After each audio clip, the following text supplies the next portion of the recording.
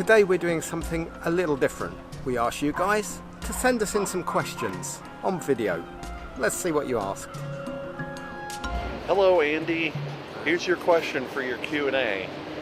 We would like to know if you could travel anywhere in the world that you have or have not been, where would it be? So many places I've enjoyed and so many places I still want to go to. Hong Kong was a big unexpected bonus. We kind of booked a low-cost deal trip for, I think it was 5 nights? Yeah, only 5 nights. 5 nights, all the way in Hong Kong.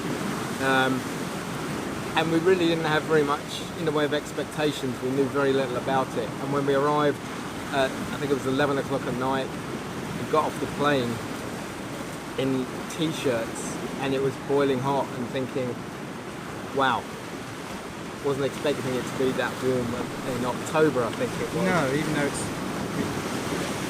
we realised afterwards it's in the tropics, so it's not that so much. No. And thoroughly enjoyed the stay there. We'd love to go back out there sometime. It was a really very, very cool place. I think I'd love to go out to Australia, but take a long time out and go out to Australia, New Zealand and that part of the world sometime. Spend a little bit of time out there, a month, 6 weeks, something like that. And we've talked about it a number of times and not sure we can face the flight. It would have to be for a fairly lengthy time, I think, to get the most out of it, to warrant us flying out there, but that's probably where I would choose. Well, it's interesting. My problem is that I'm a bit afraid of flying, actually, and I'm embarrassed to say I actually, almost to the extent of being anxious while I'm flying. So the idea of really long flights doesn't appeal that much. But I guess one trip I just thought would be amazing would be to fly to China, then Australia, then Hawaii, and then maybe some of the States, and then back to the UK, go around the world. And that would just be amazing, but the flying I think I'd find very difficult. You're paying. Hi Andy, I'm here at the Great Buddha of Kamakura, one of Japan's top tourist destinations. It's just down the road from where I live. Anyway, the question I want to ask you, Andy, is this. When you make your vlogs, do you A, plan them meticulously before you start, write them down on paper and stuff, or do you B, plan some scenes and not others, leave others to chance, or C, is everything completely spontaneous and taken care of during the editing? Great question, Ken. And I guess the answer is a bit of both. I try and plan stuff as much as possible, but the nature of vlogs or travel means there's a lot of really kind of unpredictable stuff that you just have to adapt to.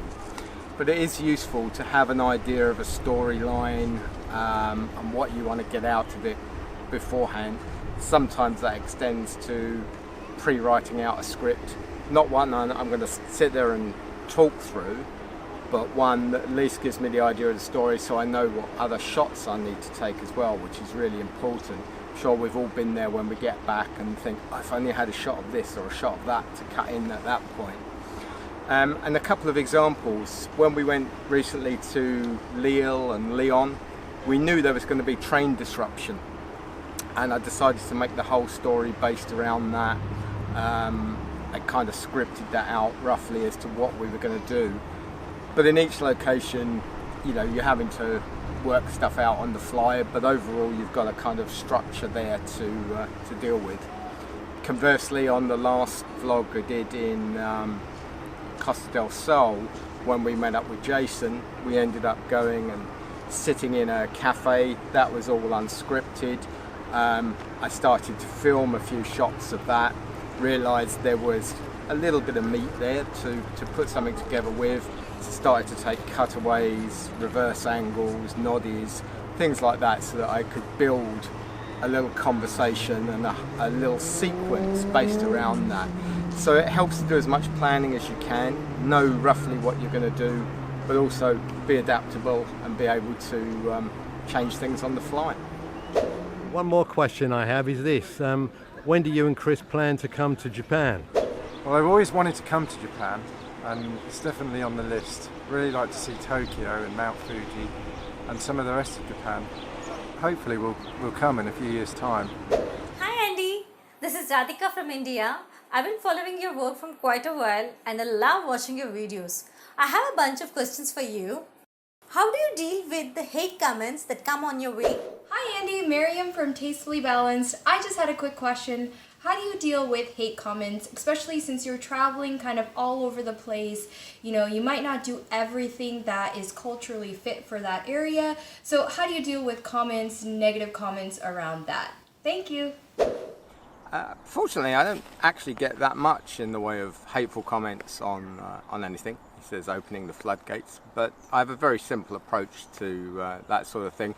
You can't have an intelligent conversation with the type of people that are there on the internet just throwing hateful comments out. There's no room to have a meaningful discussion about it. So I just take a very blanket, simple approach. I delete the comments, I block the user, and if it's abusive, I report it to YouTube or wherever. Don't feed the trolls. Hi, my name is Eleanor, and that's also the name of my channel. And my question for you is, what is the biggest obstacle that you faced with your channel? I think the biggest obstacle I face is getting out there, getting people to watch and see the content, to know that it exists. We've put some good, hopefully some good stuff out there, but I think people just never find it. I've often said that we've got some great stuff, for example, from Las Vegas, but if you search Las Vegas, it would just come up with hundreds of thousands of different videos. So the chances of finding ours is just really minimal unless somebody shares it out or puts it out there, or it's just luck of the draw. So I don't think that content doesn't get viewed very much, just because I think it's harder to find. Anything to add? Well, for me, it's finding the time to do it, you know, particularly the editing. And really, I haven't done anything since 2014, but, you know, I have plans, but I just find it very hard to find the time. He does have his own channel. I'll put a link below. And I think the thing for me, because I do work in IT, you know, it's very similar to what I do day to day as well. You know, so to come home tired and try and do that, it can be pretty demanding. I make videos all day. Hey bud, I had a question for you. What's the weirdest thing you've ever seen, done, or had experienced to you? Well, I'm going to assume you mean while we were filming. Let me think about that for a moment. You got any ideas? Well, the funniest thing I ever saw was when we were still taking stills rather than video, and we were in Tenerife, and we saw a cat catch a lizard and try to eat it. I suppose one of the weirdest things I ever filmed was probably the custard pie throwing competition on TV. Made it all over the world. Very bizarre event. Hi Andy, what is the best thing you've ever done for YouTube?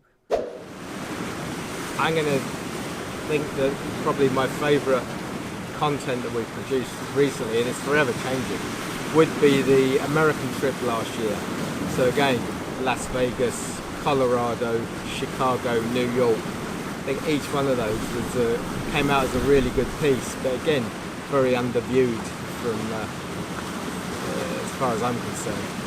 Well, for me, probably not necessarily the best videos we've done, but we had some really nice pictures, live pictures of dolphins when we were sailing. You know, just really not planned at all. You know, we would be sailing along and the dolphins would swim next to the boat and play around in the water. That was beautiful. What made you to choose to become a creator? Who was your inspiration then? I guess I've always been a creator in terms of film and video work, right back from when I was quite young, sort of early teenage years. I was doing stuff on film, animation and filming travel and stuff. My friend Dave actually suggested to me I should look at doing vlogging a couple of years back. And even then, having been on YouTube for probably 10 years, that by that time I kind of thought I'd missed the boat in terms of vlogging as such. But yeah, it's just one of those things I've always done. I remember from the age of 11 using a video camera for the first time and thinking this is really good and wanting to be the cameraman. It was like in a local library sort of set up during the school holidays, and everyone else wanted to run around being ghosts, but I wanted to be the one behind the camera, and so that's what I do for a living now. Well, I guess Andy's inspired me quite a lot. My creative area probably is more writing than making the films and stuff. In a way I wish I'd done a little bit more writing. Could have seen whether I could have made something of that, and I still may try and do some more writing. My name is Wannabeard the Pirate. If you were half man, half monkey, which would you be and why? Please, I'm very interested to know. I guess I'd rather be the bottom half because it would be really interesting to have a tail. Yeah, that's a tough one. My little friend here, the monkey, says I should be a full monkey and move to Gibraltar. But I'll go with the top half so I can swing around trees with my monkey arms.